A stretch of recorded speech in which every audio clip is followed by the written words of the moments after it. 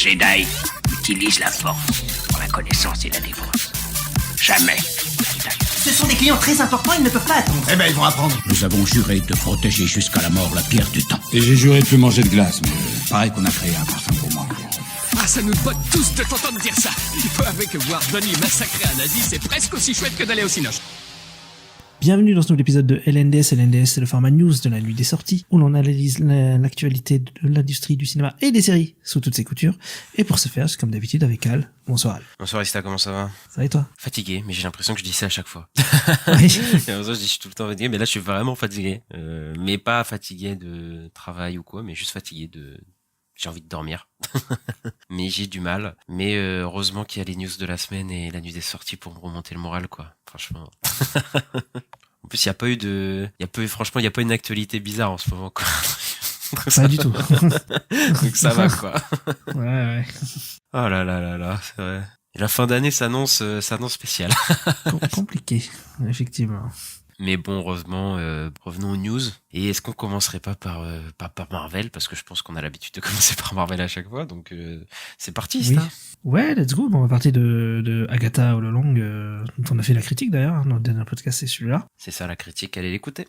Exactement. Et ben, ce qu'on a appris, c'est que Agatha va être soumise, en tout cas pour la saison des awards. Donc notamment il y a les Golden Globes, il me semble, dans pas très longtemps. Il me semble que c'est début l'année prochaine. Et ben, elle va être soumise en tant que série comique. Mais ce qui est intéressant, c'est qu'elle va pas être soumise en tant que série limitée, parce qu'à la base c'était censé être une série limitée, parce que dans les catégories il y a la série limitée dramatique, série limitée comique, et la série et aussi comique et dramatique, mais qui sont en fait des ongoing séries, je sais plus comment on dit en anglais, mais en gros des séries sur plusieurs saisons. Et en fait elle va pas être soumise à la série limitée, mais à une catégorie justement pour des séries à plusieurs saisons. Donc ce qui pourrait dire que Agatha va peut-être avoir une saison 2. C'est vrai.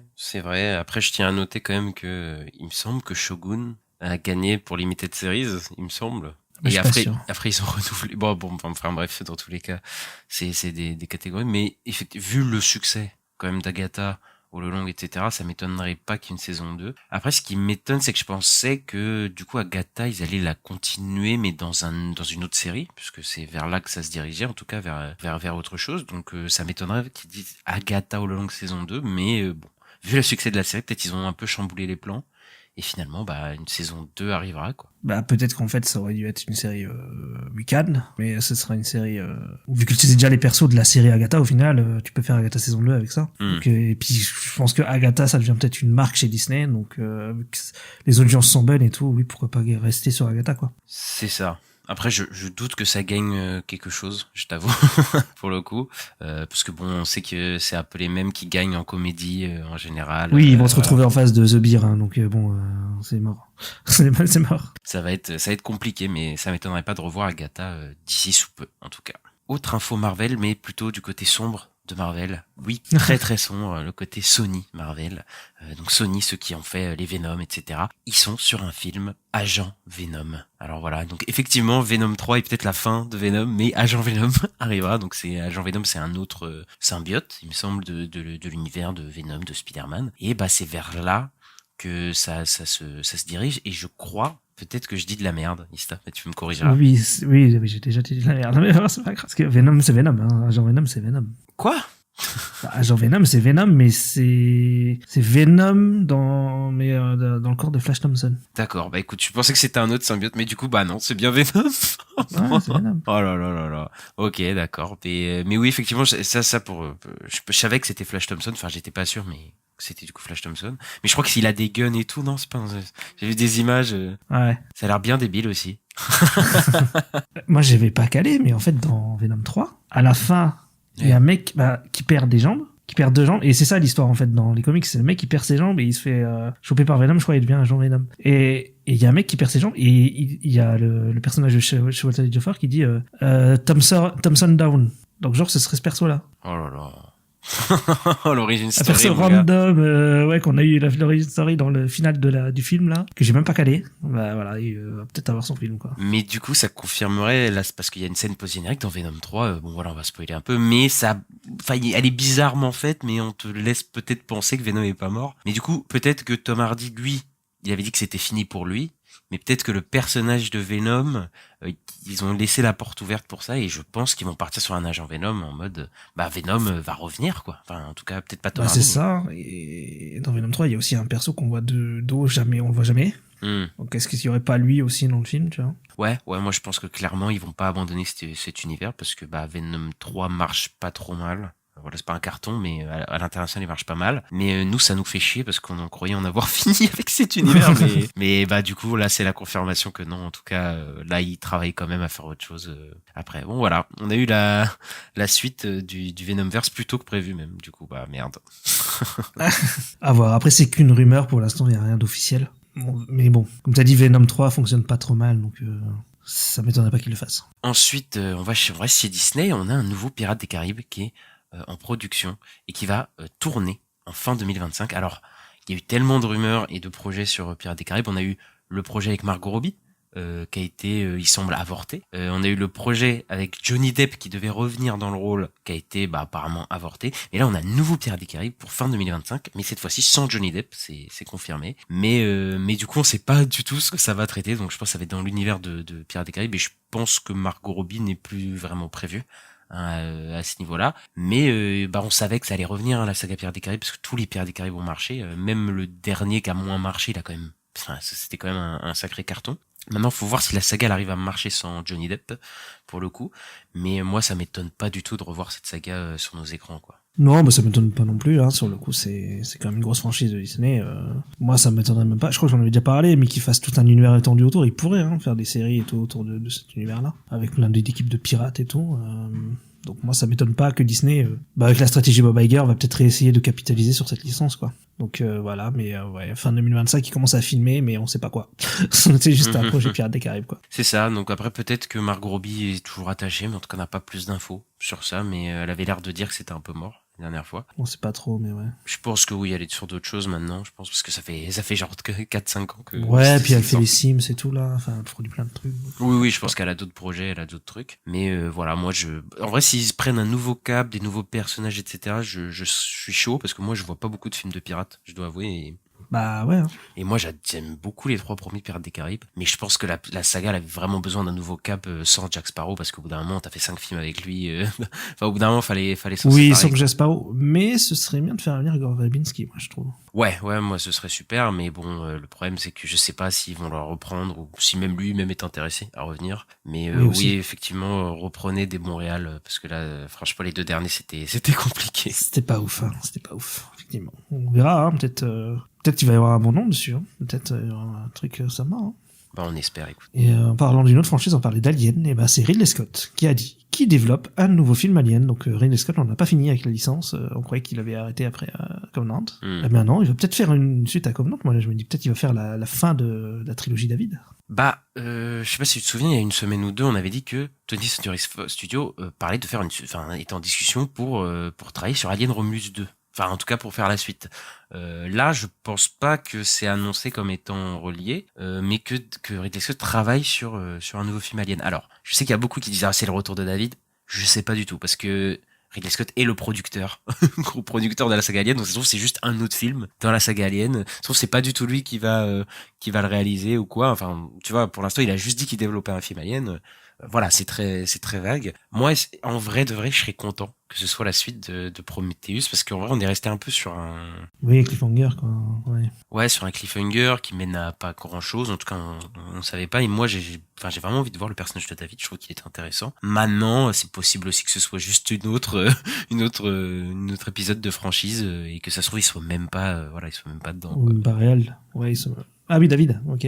Oui, enfin, en tout cas, que ce soit pas du tout la suite de Prometheus et Covenant, ça se trouve, ce sera pas du tout ça. Mais, moi, en tout cas, j'espère. Mais bon. Ouais, c'est ce que beaucoup espèrent, parce que y a un côté, ce serait bien de finir sur l'histoire de David, quoi. Il manque la fin. Mais, c'est ça. Ouais. Surtout que Romulus relie un peu avec ce qui s'est passé avec Prometheus et Covenant, donc voilà, possiblement. On espère. Ouais, à voir. Alien se porte bien, il y a beaucoup de projets qui se font. Vu le succès de Romulus, ouais. Ouais, il y a la série l'année prochaine. C'est ça, on verra si elle marche bien aussi. Hein. Donc voilà, pour les fans d'Alien, on mange bien en ce moment. On va chez le concurrent, on va chez Warner. Ouais, on va chez Warner, on va parler de Supergirl, donc le film avec Millie Alcock. Eh bien, on a trouvé le cast de Ruthie qui va être joué par Eve Ridley. Voilà, je sais plus où c'est qu'on l'a vu, Eve Ridley, j'avais vu, mais Le Problème à trois corps. C'est ça, elle a fait Le Problème à trois corps. Enfin, elle a fait quelques épisodes, mais elle est pas connue vraiment quoi du public. Donc ça a été un de ses premiers gros rôles, et je crois que le personnage il est important dans le comics, non? Bah très important, c'est le personnage principal en gros du comics. Enfin avec Supergirl quoi, je pense. Ouais, mais ça commence avec elle qui va rencontrer Supergirl dans un bar en fait. Et donc c'est plus l'histoire de elle et du personnage du méchant et Supergirl qui accompagne quoi. Et en fait, on a le cast principal, hein, parce que autour il y a pas vraiment beaucoup plus de personnages. C'est surtout centré autour de ces trois personnages-là. Enfin, il y a juste comment il s'appelle, le chien, Crypto. Voilà, mais c'est tout ce qui manque. Quoi. Donc là, en fait, on a le cast principal, donc ça va sûrement pas tarder à tourner. Bah Crypto qui apparemment il est assez important dans peut-être Superman Legacy, donc peut-être qu'il sera aussi important dans Supergirl ou Woman of Tomorrow, ça se trouve. Donc à voir. Mais effectivement le cast s'agrandit et ouais, bah je crois que de toute façon le tournage c'est pour dans 2 mois, il me semble. Et ouais, je pense qu'on va bien partir. Après je crois qu'ils vont dans l'espace ou quoi, non? Au bout d'un moment. Oui, bah ils vont sur plein de planètes différentes en fait, c'est ça l'idée. C'est un peu un road trip. C'est ce que j'allais dire. C'est un petit côté peut-être road trip avec ces personnages. Peut-être ils vont rencontrer d'autres personnages mais un peu secondaires, etc. Et voilà. Ouais, c'est ça. Ils rencontrent plein de cultures et tout. Donc, ouais, c'est ça l'histoire en gros. Ok, bah écoute. Parce qu'ils poursuivent le méchant quoi. Ok, bah écoute, hypé par ça peut être un gros projet. Et voilà, on l'attend quand même pas mal. Ouais, de fond. Moi j'attends beaucoup du DCU, DC Universe de James Gunn. Du côté de chez HBO, une bombe a été lâchée. Un film, Game of Thrones, est en préparation chez Warner Bros. Pas de scénariste et de réalisateur attachés, mais j'imagine que George R.R. Martin aura peut-être son mot à dire en tant que producteur, comme à chaque fois dans pas mal de projets. Mais assez surprenant parce qu'ils ont annoncé une flopée de séries. Et là, ils s'attaquent enfin au grand écran, puisque je pense que ça va être un film de cinéma. Game of Thrones. Donc, ouais, hypé ou pas, Ista, cette info sortie de nulle part? Bah j'en sais rien. En fait, faudrait déjà savoir de quoi ça parle sur le coup. Moi, ce que je vois, c'est qu'ils en font vraiment leur Star Wars, hein, au final. Parce que je pense qu'avec le Seigneur des Anneaux, ils peuvent pas, parce qu'ils peuvent pas faire de séries. Et je pense qu'avec Game of Thrones, ils peuvent faire tout le truc univers étendu, plein de séries, plein de films, à la Star Wars, à la Marvel. Et qu'ils vont là-dessus, quoi. Et donc, ouais, bah Game of Thrones, on a eu la série principale, il y a des séries spin-off en ce moment, il va y avoir des séries animées, bah il manque plus que le cinéma, hein. Il y a eu des jeux vidéo aussi.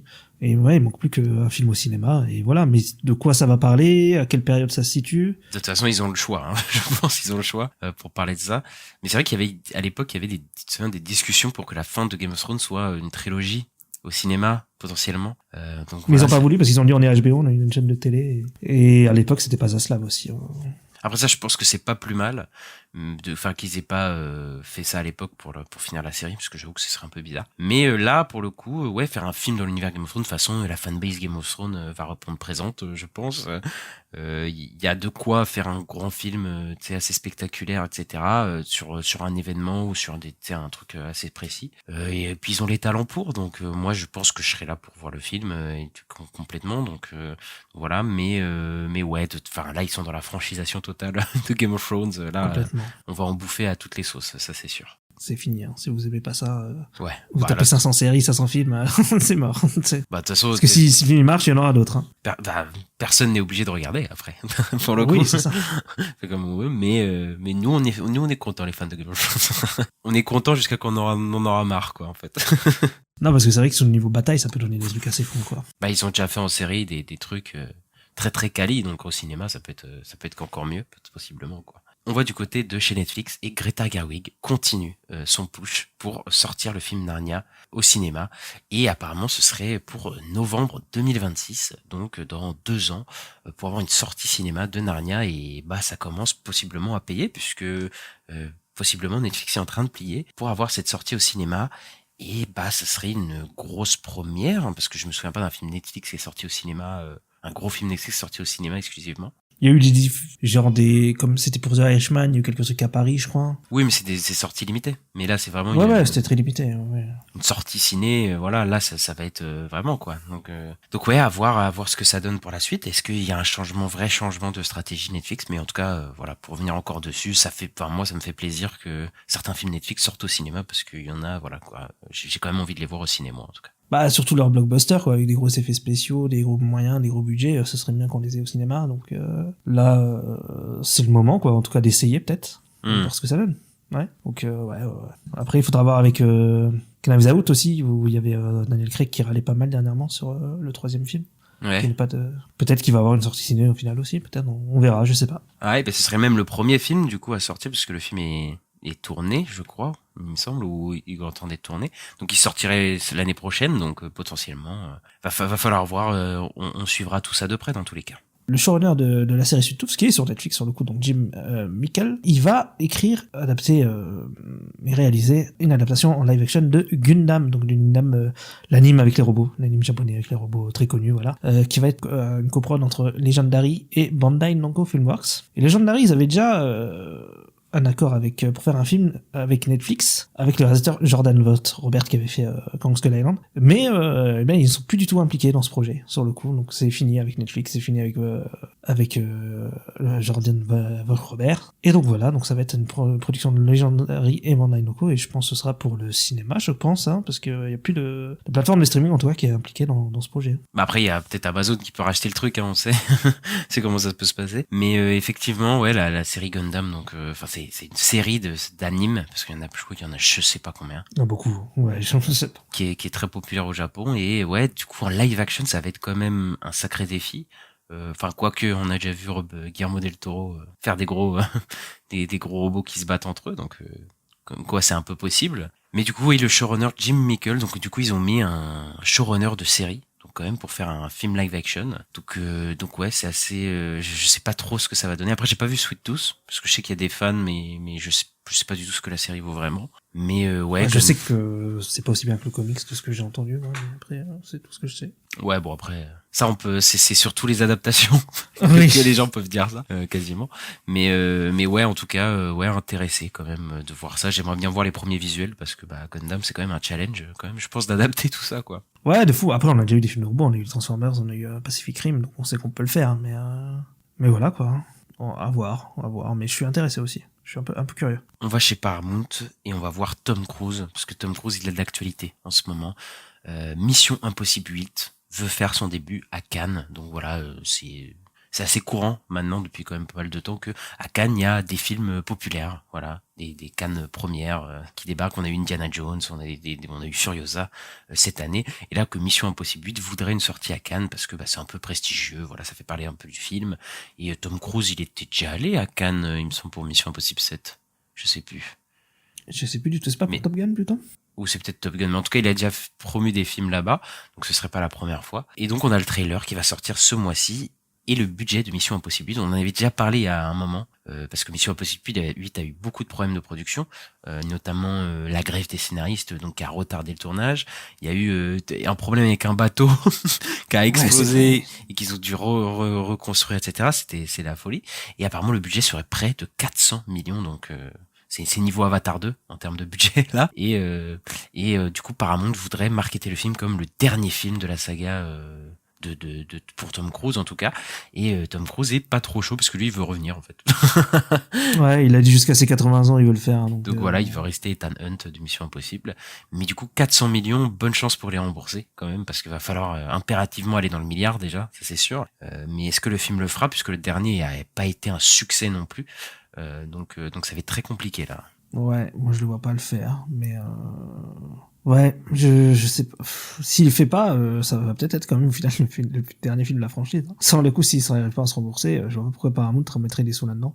Mais après, c'est Tom Cruise, il peut faire un peu ce qu'il veut, donc je sais pas. Bah, c'est pour ça aussi peut-être qu'ils veulent le marketer comme ça, hein. C'est pour attirer le monde et potentiellement que c'est la fin, parce que là 400 millions c'est insane. Après, j'ai entendu, et ça je sais pas si c'est vrai ou pas, mais que apparemment le film a coûté aussi cher parce que Tom Cruise a apparemment fait pas du forcing, mais en tout cas a poussé pour que chaque membre de l'équipe de production soit payé justement pendant la grève, etc. Donc c'est potentiellement tout ça à son honneur, mais du coup que c'est pour ça aussi que le budget a augmenté beaucoup, mais bon, de toute façon dans tous les cas 400 millions c'est insane, hein. Moi je le vois pas se rembourser, et ils en disaient 300 millions c'était beaucoup pour l'autre d'avant, donc là c'est 400 quoi.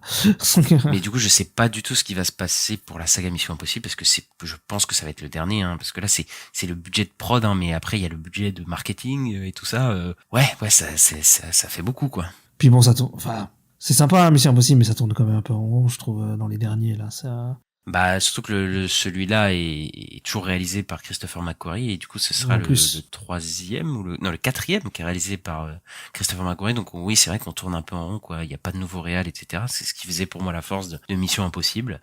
Donc bon, moi je trouve que ça reste des films d'action hyper divertissants, hyper bien faits, mais oui, effectivement, là c'est peut-être un peu, enfin, faut peut-être dire adieu, quoi. Ensuite, on a la suite de Jour de tonnerre. Alors, Jour de tonnerre, c'est un film avec Tom Cruise qui a été fait par Tony Scott, le frère de Ridley Scott dans les années 80. Et ils veulent faire une suite. Jour de tonnerre, c'est un peu similaire à ce que Top Gun, Top Gun qui était un film de Tony Scott et qui a une suite avec Top Gun Maverick. Je pense qu'il veut un peu réitérer le truc avec Jour de tonnerre. Et du coup, Tom Cruise cherche des scénaristes pour le projet. Est-ce que tu avais vu le premier Jour de tonnerre, toi? Non, jamais. Je connaissais même pas. Ah ouais? J'ai cru comprendre que c'était un des premiers succès de Tom Cruise. Oui, tu sais, dans les années 80 ou début 90, je sais plus. Mais voilà, c'est les films. Je crois que c'est un film de voiture. Enfin, c'est un film de voiture. Ouais, c'est ça. C'est un film de. Ouais, c'est un truc de. C'est un pilote, je crois. Hein. C'est ça. Film de F1, je crois. C'est ça, non. Enfin, pas de F1, je crois pas. Enfin, je veux pas m'aventurer là-dedans parce que j'y connais rien, mais je crois pas que c'est des voitures comme ça. Mais ouais, du coup, il voudrait faire un séquel et tout.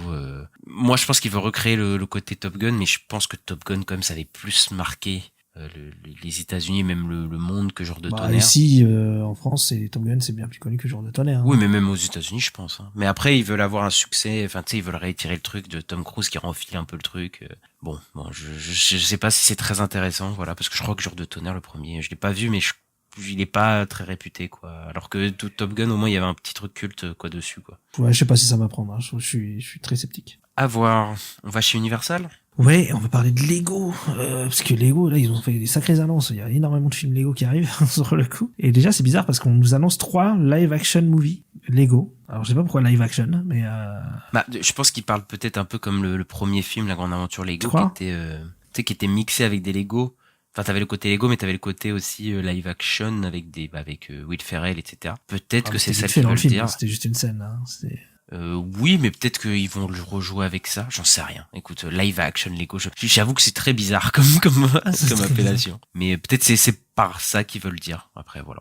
Je sais pas. Donc, on a plusieurs noms. Il y a Jake Kasdan qui va réaliser un film basé sur le script de Andrew Mogel et de Jared Paul. Il y a Patty Jenkins, voilà, la réalisatrice des Wonder Woman, qui va réaliser un film basé sur un script de elle-même et de Geoff Jones. Geoff Jones, notamment scénariste de comics, assez connu. Et Joe Cornish qui va écrire et réaliser son film. Ouais, 3 films d'un coup.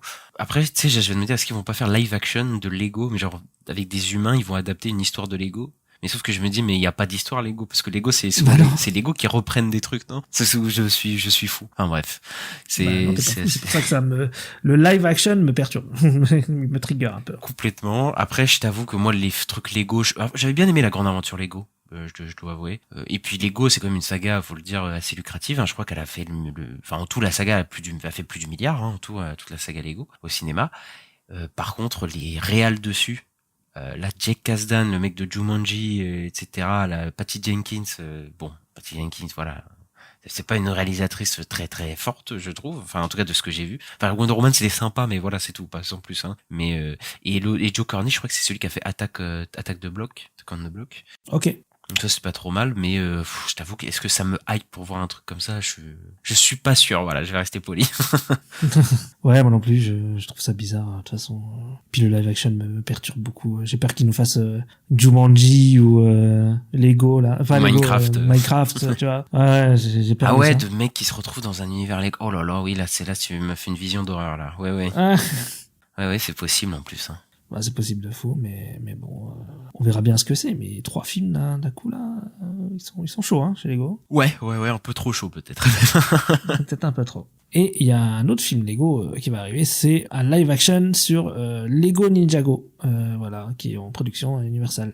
Donc pareil, un live action quoi. Ninjago, j'ai déjà zappé à la télé pour voir ce que c'est déjà en Lego, il me semble. C'est des ninjas quoi. Ouais, c'est ça. Et donc, et je crois que ça a cartonné à l'époque. Bon, je sais plus si maintenant ça continue, mais je crois que ça cartonnait chez les jeunes. Donc voilà, ils vont faire un film live action. Donc, enfin live action, pas live action. Du coup, un film. Ah, c'est un live action Ninjago. Ah oui, non, mais en fait là vraiment. Oui, mais il y a déjà eu un film d'animation Lego Ninjago, mais là c'est un live action, hein. Je comprends. Après, je sais pas s'ils veulent dire live action. Et je sais pas du tout ce qu'ils veulent dire. Est-ce qu'ils prennent les jouets et font de la stop motion? Oui, du coup, ils prennent ça pour du live action, mais c'est très bizarre de dire ça. Enfin, bref, C'est assez perturbant, mais ça m'étonne pas que Ninjago soit là parce que c'était quand même une franchise assez connue et tout et assez aimée des jeunes, voilà. Mais bon, moi ça m'intéresse pas tellement, je t'avoue. Mais du coup il y a 4 films du coup Lego qui sortent dans les prochaines années, quoi. C'est la fête. Comme le succès de Barbie, ils ont dit on va faire un Lego. Ouais, bon, je sais pas si ça marche comme ça, mais écoute, on verra bien de toute façon la sortie de ces trucs-là. On verra bien. On n'a pas de date, donc on sait pas quand ça arrive, mais on verra. On va parler de Paul W.S. Anderson. Tu l'aimes bien, non, toi, ce réel-là? Ah, j'adore. J'adore. Notamment quand il fait Phantom Thread et tout. Ah non, c'est pas lui. Putain, c'est pas lui. Ouais. Non. Et c'est pas Paul W.S. Anderson. et c'est pas celui qui fait de Grand Budapest Hotel non plus. Non, c'est pas lui non plus. Non, là on parle de Paul W.S. Anderson, celui qui a fait Monster Hunter, les 3 Mousquetaires 3D, les Resident Evil, Mortal Kombat, voilà. Il a fait beaucoup d'adaptations de jeux vidéo. Et ben il va faire une nouvelle adaptation de jeux vidéo. Il va réaliser et écrire un film House of the Dead basé sur la franchise de Sega il me semble que comment il s'appelle le réalisateur nul Uwe Boll, il avait déjà fait une adaptation de House of the Dead qui était nulle à chier. Et ben voilà, il y a une nouvelle adaptation qui arrive et je suis pas sûr qu'elle soit beaucoup mieux, mais bon, vu le réel derrière, mais écoutez, pourquoi pas. Bah non, je veux pas moi. Écoute, non, j'en ai marre de ce mec. Déjà, ces Resident Evil, c'était de la merde. Bon bah là il refait des trucs avec des zombies et il va sûrement remettre Mila Jovovich dedans. Oui, ça c'est sûr. Mais ouais non, mais cette saga House of the Dead elle est maudite, hein, je pense. Du coup là c'est clair et net. Après c'est une saga qui est vieille, ça fait longtemps qu'il y a pas eu d'épisode. Je crois que c'était pas un genre de truc où tu tirais au flingue sur c'était un truc d'arcade à la base, ouais. Ouais, c'est ça. Et hein. après, ils ont fait d'autres jeux plus narratifs, etc. Mais ah ouais, mais ça a jamais pris, ça. Ça va, je crois que si, quand même, dans les années 2000, je crois qu'il y avait des jeux qui étaient... Ah non, je crois qu'il y a des jeux horribles aussi. Il me semble qu'il y a des jeux horribles of the Dead, mais je crois que ça a été un carton à l'époque dans les années 90. Enfin, il me semble qu'il y a comme... Ouais, celui d'arcade, mais je crois qu'il y a quand même des jeux un peu cultes House of the Dead, hors arcade, mais je parle de jeux de salon, je sais, enfin après je connais pas assez la saga pour dire, mais il me semble avoir vu ça. Mais c'est vrai que dans les années 2000, début 2000 même, il y a eu V-Ball, le film qui est pire film que j'ai vu de ma vie. Mais ouais, là, du coup, on se retrouve avec Paul W.S. Anderson. Est-ce que c'est un upgrade? Ouais, on va dire ouais.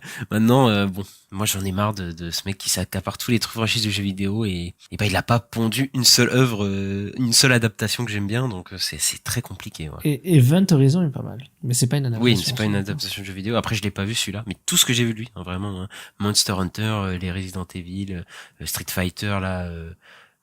Non, c'est Mortal Kombat, je crois. Non, c'est Mortal Kombat. C'est de la merde. Ouais. Bah, tu vois, je me connais bien en jeu de combat. Mais bah tous ces trucs-là, c'est nul, quoi. Donc bon, bon, bref. Après, il a une société de production et tout, et il rapporte de l'argent. Donc voilà, je comprends qu'il soit là, mais après, je suis pas sûr que ça veut dire ça rapporte de l'argent, parce que bon. Non, mais bon, ces Resident Evil, ils ont marché. Monster Hunter, ça a marché. Ça se trouve, son prochain film avec Mila Jovovich, ça va marcher. Voilà, quoi. Enfin, mais je sais pas si le nom de la franchise va faire vendre des... Après, ils peuvent le vendre en mode film d'horreur qui pourrait peut-être faire... C'est ça. Ensuite, on a une autre adaptation de jeu vidéo, Bendy. On en avait parlé, c'est un jeu vidéo d'horreur, survival horror avec des genres de Mickey Mouse, je sais pas comment dire, mais des trucs un peu cartoonesques pour enfants. Et bah le film a trouvé son réalisateur, c'est André Audreval. Auvredal.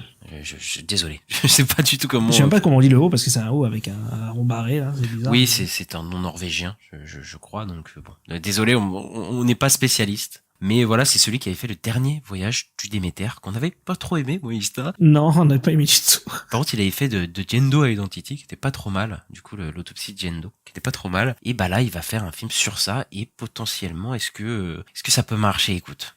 Est-ce que ce serait pas la rédemption pour ce réal? Peut-être. Après, moi, le jeu, quand j'avais vu des images, franchement, c'était intéressant, je trouve, visuellement. Quand même, le jeu, même cette ambiance et tout, là...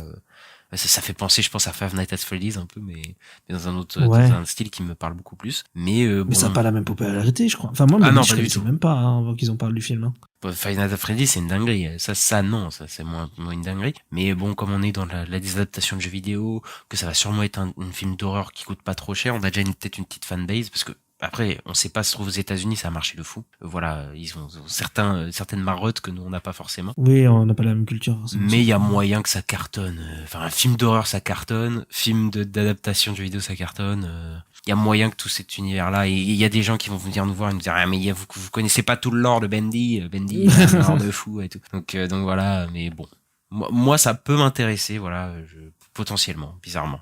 Ok, d'accord. Bah pourquoi pas, hein. Pourquoi pas. Ouais. Moi, je connais pas le jeu, donc en fait, je suis ni pour ni contre, je sais pas, j'attends de voir le trailer, quoi, on va dire.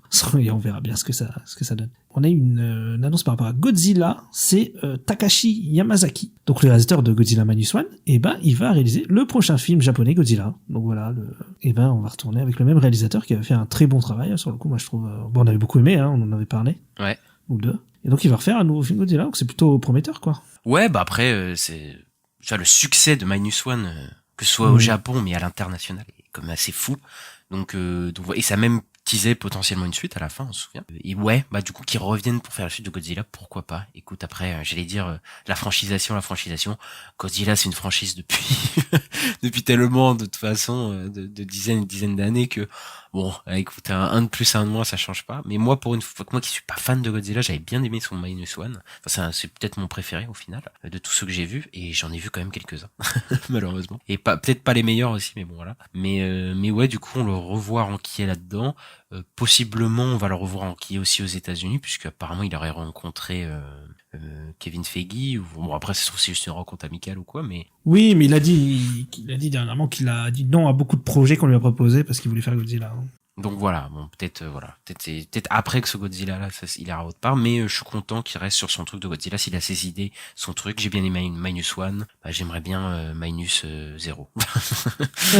ouais, non mais moi j'ai beaucoup aimé aussi, donc moi je suis chaud qu'ils reviennent. Bon, en tout cas, ça va faire qu'on va s'intéresser au projet, je pense, puisque peut-être on aurait pu s'intéresser si c'était un random qu'on connaissait pas, tu vois. Là, moi, il a fait ses preuves, on a aimé son film, donc on a un peu envie de voir la suite, quoi. Donc ouais, moi je suis chaud. On a hâte, en tout cas. Et on va finir avec la news What the fuck. Bon, c'est pas tant une news What the fuck que ça. Mais bon, en plus, au vu des événements récents, voilà, ça fait sens. Oliver Stone, donc le réalisateur de Platoon, par exemple, voilà, ou de Snowden, c'était son dernier JFK film. aussi, non Enfin, son dernier film. Oui, il a fait JFK, c'est un de ses plus connus aussi. Mais Snowden, c'est son dernier long métrage de fiction, parce qu'il fait beaucoup de documentaires aussi. Il paraît qu'il est pas mal, en plus, avec Jonathan Garner-Levitt, là. C'est ça, et avec Nicolas Cage aussi dedans. Je l'ai pas vu, mais apparemment il est pas mal.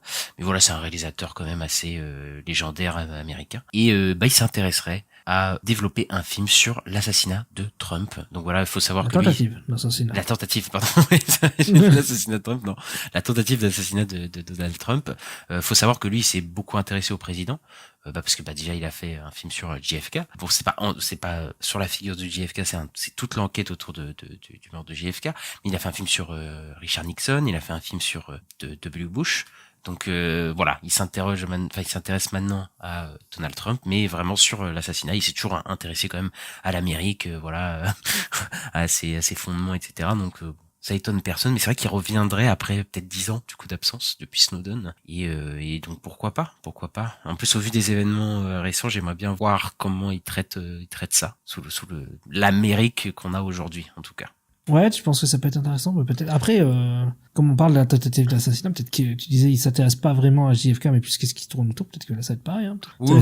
Au mec qui essaye de le tuer et tout, je sais pas. Oui, mais ça parlera forcément de l'état de l'Amérique, comme à chaque fois dans ces films-là. Donc bon, je pense que ça peut être très intéressant de voir sa vision un peu de tout ça, quoi. Ouais, au final, ça peut être pas si mal que ça. Quand c'est sorti, je dis ouais, déjà direct, ça vient d'arriver, ils font un film dessus, tu sais, ça fait très Netflix, quoi. Ah oui.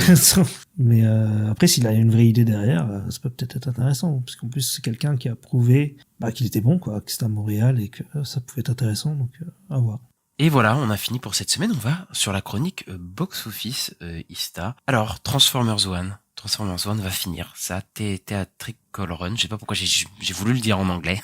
J'aurais pu le dire en français. Mais sa fin de production au cinéma, d'exploitation au cinéma, autour de 130 à 140 millions pour un budget de 75 millions. C'est pas si bien que ça. Et c'est le deuxième film Transformers le plus bas, et je crois qu'il parle du film de l'ancien film d'animation, parce que je crois que tous les films le 86, c'est ça, parce que tous les films live action ont fait plus, mais voilà, du coup Hasbro par contre est en discussion pour faire une suite de la franchise, donc peut-être que les jouets sont bien vendus, peut-être que le digital aussi ça a plutôt bien marché, donc voilà, potentiellement on aura une suite à Transformers 1, ce serait Transformers 2 du coup.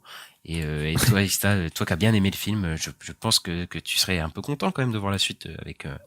Ce serait chouette, ouais, parce que ça mérite d'avoir une suite. Je trouve que c'était plutôt réussi. En vrai, moi j'ai plutôt apprécié, ouais. Moi j'en avais dit du bien. J'ai trouvé ça plutôt cool. Et puis ouais, enfin, Moi, je suis pas contre une suite, je trouve que ça mériterait, quoi. Donc, pourquoi pas? En plus, ça rappelle une suite, la fin. Et c'était un peu dommage de savoir que, bon, voilà, ça faisait pas un bon box-office et on se disait, bah, de toute façon, il y aura jamais de suite, il y aura jamais rien derrière. Mais là, s'ils nous font un 2 et puis peut-être un 3 derrière, en plus, là, vu que il a eu des bons retours quand même, critiques, bah, peut-être que le 2 peut prendre plus que le premier, donc pourquoi pas. Ouais, pourquoi pas. Mais après, bon, la saga Transformers, c'est assez compliqué en ce moment.